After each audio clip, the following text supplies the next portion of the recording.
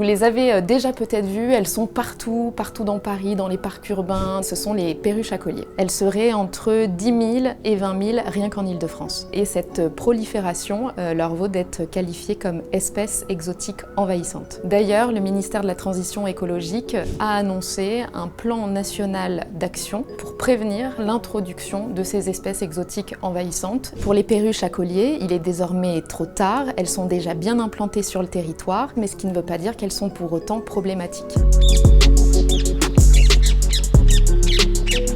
Alors comment ces perruches à collier sont arrivées en France?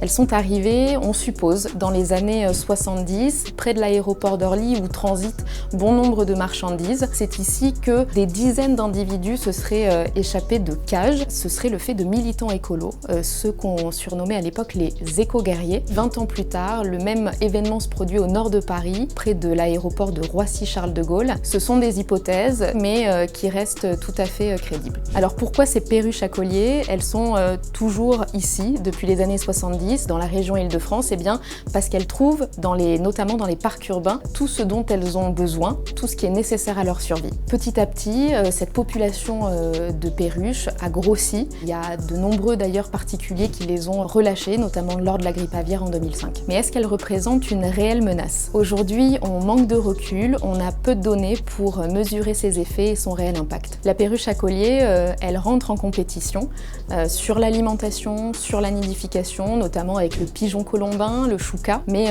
comme toutes les autres espèces.